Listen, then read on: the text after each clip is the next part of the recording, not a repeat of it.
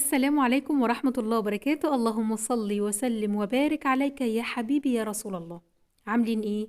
يا رب تكونوا في احسن صحة واحسن حال. النهارده جايه وجايبه لكم فيديو حلو جدا هيعجبكم قوي قوي. هنعمل مع بعض صينية البطاطس. هعملها بطريقة جديدة هتعجبكم جدا وتتبيلة تحفة روعة غير الطريقة التقليدية خالص. هنتبل الفراخ بتاعتنا باللبن الرايب ببهارات حلوة جدا جدا. هتخلي صينية البطاطس بتاعتك تاخدك في حتة تانية بجد حلوة قوي قوي. يلا بينا نبدأ الوصفة بتاعتنا النهاردة، بس ما تنسوش لايك وشير وسبسكرايب وفعلوا الجرس عشان يوصل لكم كل جديد انا بعمله. يلا بينا نبتدي ونشوف هنعملها ازاي.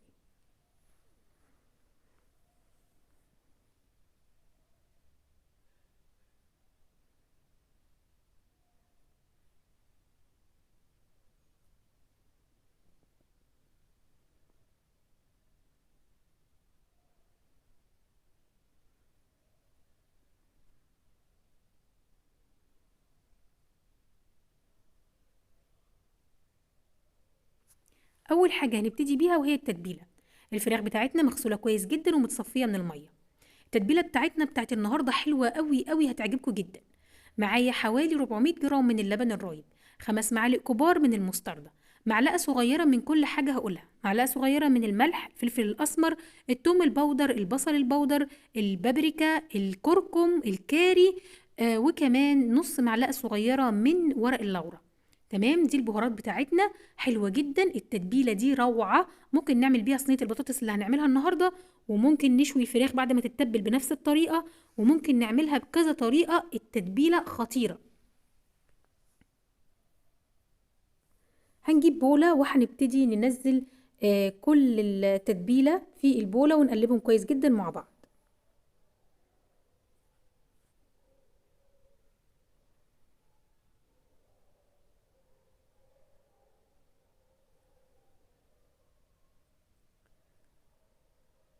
هننزل باللبن الرايب أول حاجة،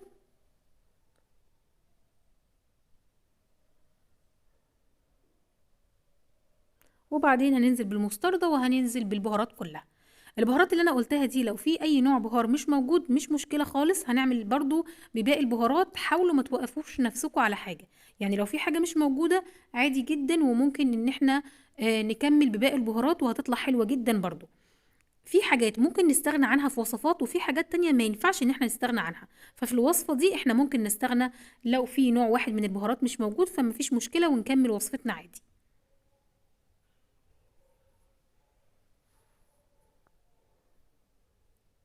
كمان ممكن نتبل الفراخ بتاعتنا ونشيلها في الفريزر، وده اللي انا دايما بتكلم فيه، ان احنا لما نعمل وصفة نحاول نسهل على نفسنا. يعني ممكن ان احنا نغسل الفراخ بتاعتنا كويس جدا ونتبلها ونشيلها في الفريزر ونطلعها في اليوم اللي احنا هنشتغل فيه، مش هتاخد وقت معانا خالص. وزي ما قلت لكم ممكن نعملها بكذا فكرة.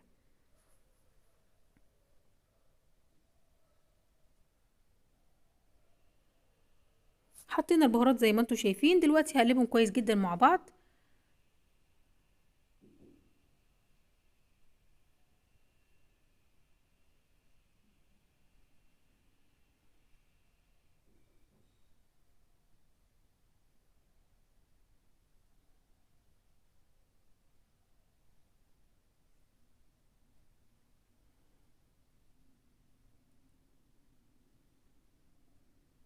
قلبنا التتبيلة كويس جدا، جبنا الفراخ بتاعتنا وهبتدي ان انا انزل عليها التتبيلة. بعد ما انزل التتبيلة عليها هسيبها في التلاجة 3 ساعات، واللي يستحسن ان احنا نسيبها ليلة كاملة. معلومة مهمة جدا، الفراخ اللي بتتبل كويس جدا ان احنا نسيبها فترة طويلة قوي في التتبيلة. كمان ممكن زي ما قلت لكم تتبلوها وتشيلوها في الفريزر باليوم والاتنين والتلاتة. كل ما الفراخ تقعد في التتبيلة كل ما طعمها يكون احسن واحسن. وفي فرق ان احنا نتبل الفراخ ونسويها في ساعتها، وفرق تاني خالص وطعم تاني خالص لما احنا نسيب الفراخ في التتبيلة. فدي من الحاجات المهمة اللي لازم تعملوها. انا خلاص حطيت التتبيلة على الفراخ. هتبلها كويس جدا، احاول ان اخلي التتبيلة توصل لكل الفراخ بتاعتنا، وبعد كده هدخلها التلاجة.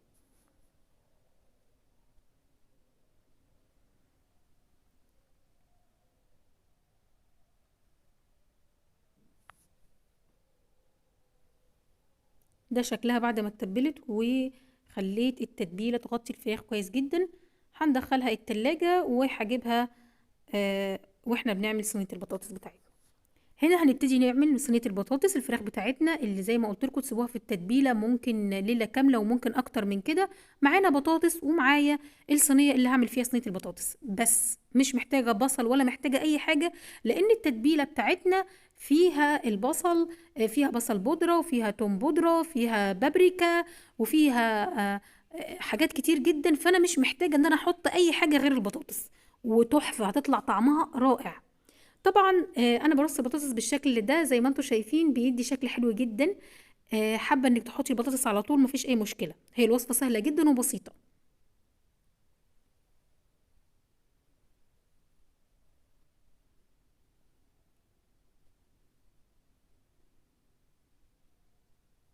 شايفين شكلها حلو ازاي؟ شكلها حلو جدا، سهله قوي قوي زي ما انتم شايفين كده.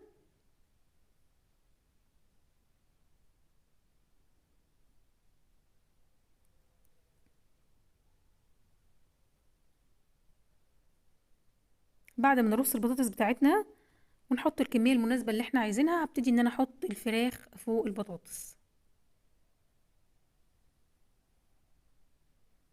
خلصنا البطاطس كلها، وهبتدي احط الفراخ بتاعتنا المتبلة. بجد طعمها حلو جدا جدا، اللبن الرايب مع البهارات مخلي الفراخ روعة.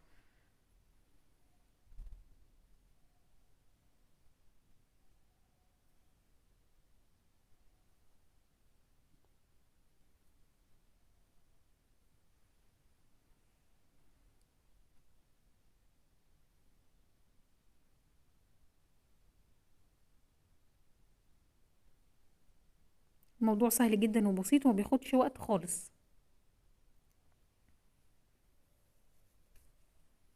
عملنا غدا سهل وبسيط وما خدش مننا مجهود، وكمان لو احنا متبلين الفراخ بتاعتنا وشيلينها في الفريزر مش هتاخد وقت خالص. طبعا باقي التتبيلة هنزلها كلها على الفراخ. التتبيلة دي بقى لما تخش الفرن وتستوى هتنزل كل الصوص التحفة بتاعها على البطاطس، فبجد تحفة.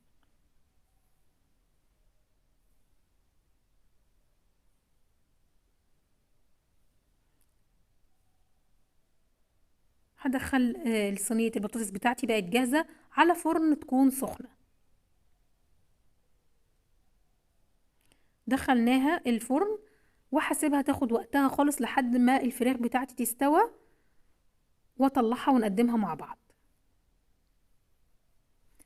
هنا الفراخ خلاص استوت، بصوا خدت اللون التحفة ده اللي انتوا شايفينه. بصوا بتغلي، حلوة ريحتها مش قادرة اقول لكم حلوة قد ايه. يلا بينا نطلع صينية البطاطس بتاعتنا ونقدمها مع بعض.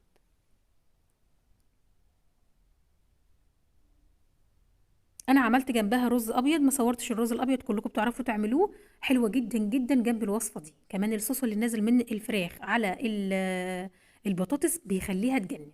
شايفين شكلها حلو ازاي؟ بصوا خدت لون تحفه، جميله جدا، ريحتها مغرقه البيت، طعمها حلو قوي. البطاطس واخده من التتبيله حلوه قوي قوي. اتمنى ان انتوا تجربوها. وبكده يكون الفيديو بتاعنا خلص. يا رب الفيديو يكون عجبكم وتكونوا انبسطتوا منه. ولو عجبكم الفيديو ما تنسوش لايك وشير وسبسكرايب وفعلوا الجرس عشان يوصل لكم كل جديد انا بعمله.